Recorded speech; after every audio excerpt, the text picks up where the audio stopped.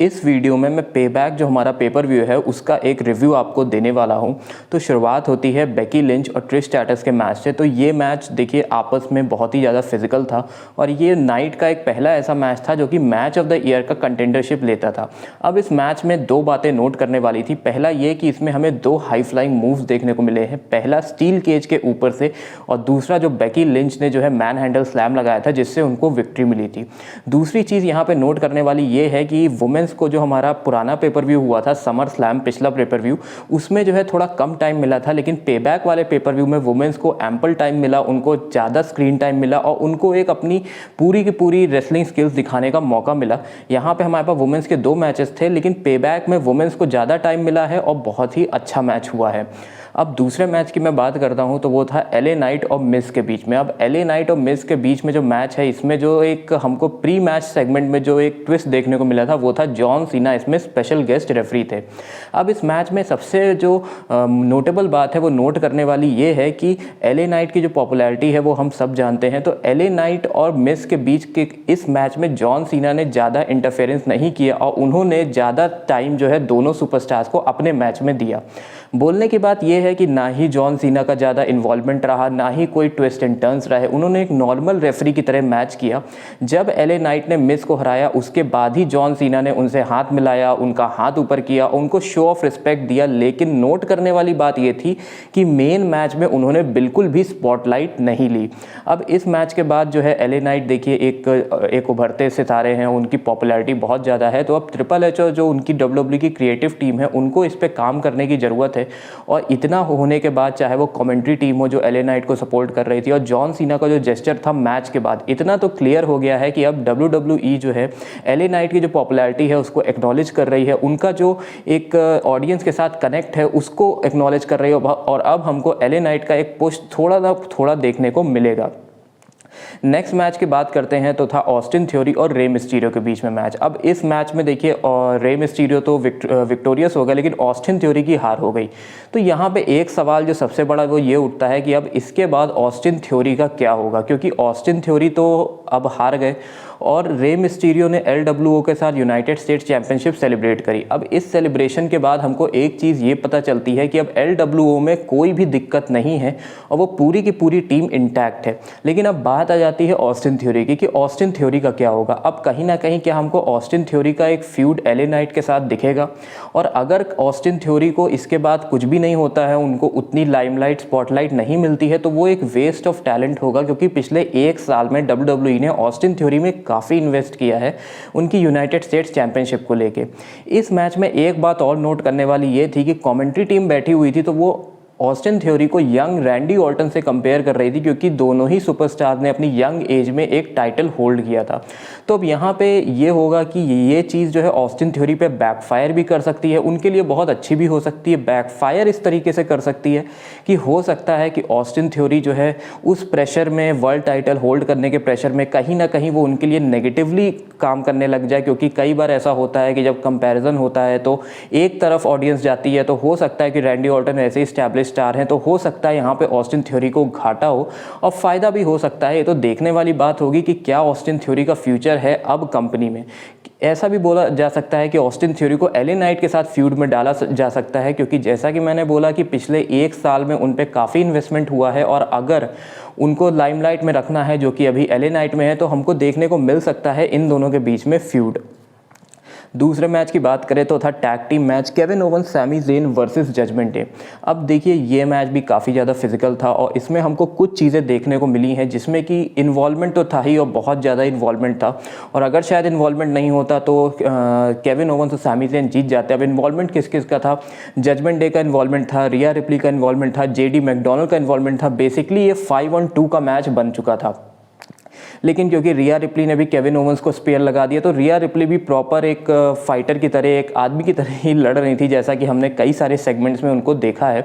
बहरहाल नोट करने वाली बात यह है इस मैच में कि केविन ओवंस ने और सैमी ज़ेन ने वहाँ की जो एक लोकल बेसबॉल टीम है, जो हॉकी टीम है, उनकी जर्सी पहनी थी, उनको थोड़ा सा एक ट्रिब्यूट दिया था। दूसरी चीज़ जो है केविन ओवंस ने टेरी फंक की भी शर्ट पहनी हुई थी तो उनको भी उन्होंने एक ट्रिब्यूट दिया था, उनके कुछ मूव भी परफॉर्म किए थे। उन्होंने स्वांटन बॉम्ब लगाया ऊपर से जो कि सीधा जो है डोमिनिक मिस्टीरियो पे था। जो कि टेबल पे था। अब ये बातें तो हो गई नोट करने वाली, लेकिन अब लास्ट में जब जैसे ही जजमेंट डे ये गोल्ड जीत गया तो अब जो है बच गए हमारे सैमी ज़ेन और केविन ओवेंस। और अब देखना होगा आगे क्या होता है, लेकिन इन्वॉल्वमेंट बहुत ज़्यादा था, मैच बहुत ही ज़्यादा फिजिकल था और ये नाइट का इतना ज़्यादा फिजिकल मैच था कि ये मैच ऑफ द ईयर का कंटेंडर नंबर 2 था। तो इस मैच के बाद हम आते हैं अपने एक ग्रेसन वॉलर इफेक्ट पे। अब इसमें देखिए ये बहुत ही ज़्यादा इंटरेस्टिंग इवेंट था, मैं आपको बताता हूँ क्यों, क्योंकि कोडी रोड्स इसमें स्पेशल गेस्ट रेफरी थे। अब कोडी रोड्स का स्पेशल गेस्ट रेफरी होना तो उन्होंने सीधा का सीधा इनवाइट कर दिया जे ऊसो को, जो कि अब मंडे नाइट रॉ पे आएंगे। अब जे ऊसो की कहानी हम सबको पता है कि उनको ब्लड लाइन में दिक्कत थी, स्मैकडाउन में उन्होंने 2 हफ्ते पहले क्विट किया था, लेकिन अब वो मंडे नाइट रॉ पे आ चुके हैं कोडी रोड्स के सेगमेंट पे। अब इसके बाद ये सेगमेंट तो ख़त्म हो जाता है, जे ऊसो निकल जाते हैं और कैमरा पे ये बोलते हैं सी यू ऑन मंडे नाइट। लेकिन इस सेगमेंट में नोट करने वाली बात ये थी कि कोडी रोड्स और जे ऊसो के बीच में बिल्कुल भी कोई भी इंटरेक्शन नहीं हुआ। थोड़ा बहुत एक्नॉलेजमेंट हो जाता क्योंकि जैसे ही जे ऊसो आए कोडी रोड्स वहाँ से तुरंत के तुरंत निकल गए, तो थोड़ा बहुत अगर इंटरेक्शन होता तो बहुत अच्छा होता। लेकिन इस सेगमेंट में जो सबसे इंटरेस्टिंग बात है नोट करने वाली वो ये है कि जैसा कि हम सब जानते हैं कि कोडी रोड्स को रेसलमेनिया में जब वो रोमन रेंस से यूनिवर्सल चैंपियनशिप के लिए लड़ रहे थे तब ऊसोस और सोलो सिकोवा में, जिसमें जे ऊसो भी थे, उन्होंने ही कोडी रोड्स को बेल्ट हरवाई थी, रोमन रेंस को जितवाया था।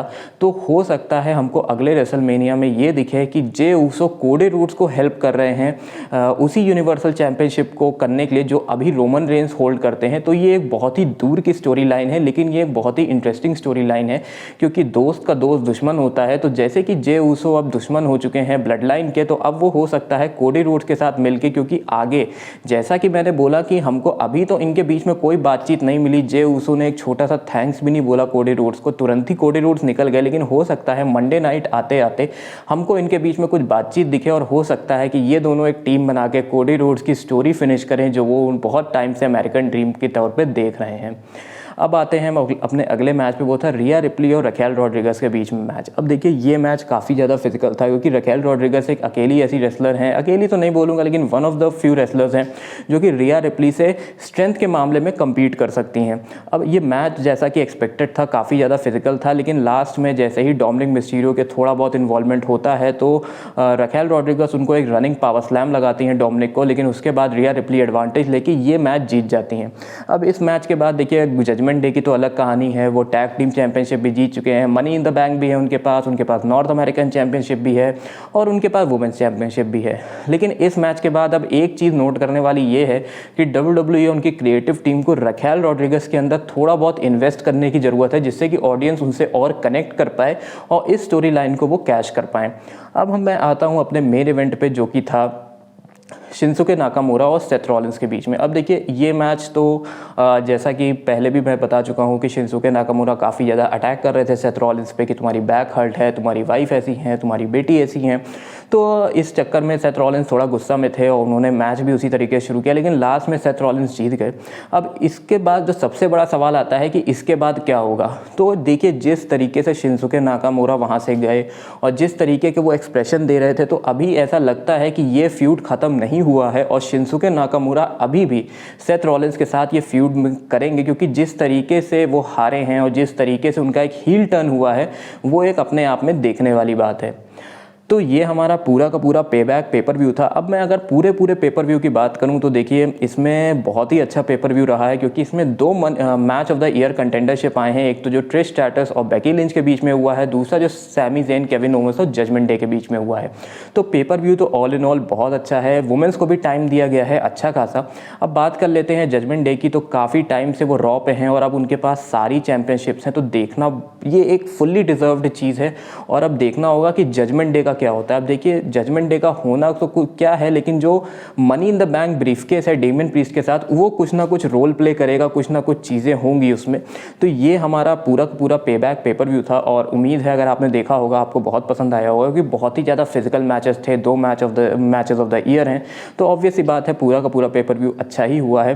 तो और जे ऊसो का रिटर्न है, उसमें एलए नाइट की पॉपुलैरिटी है। तो अब जो है देखिए एलए नाइट की अगर हम बात करते हैं तो एलए नाइट की पॉपुलैरिटी थोड़ा सा इग्नोर करना अपने आप में मुश्किल है, क्योंकि भले ही उनको वर्ल्ड टाइटल ना दी जाए लेकिन हाँ एक high profile story line of feud में उनको ज़रूर रखा जाएगा। तो उम्मीद है आपको ये रिव्यू पसंद आया होगा, और ऐसे ही और रिव्यूज़ देखते रहने के लिए चैनल को सब्सक्राइब करिए, बेल नोटिफिकेशन को क्लिक करिए, और मैं आपसे मिलता हूँ नेक्स्ट वीडियो में। और अभी तक अगर आपने मेरे रॉ की वीडियोज़ नहीं देखी हैं तो ऊपर आई बटन पर लिंक आ रहा होगा, मैंने ऐड कर दिया है, आप जाके वो रिव्यूज़ भी देख सकते हैं जो कि इसके जस्ट पहले का है। मैं आपसे मिलता हूँ नेक्स्ट वीडियो में, तब तक के लिए goodbye, take care and I will see you all soon.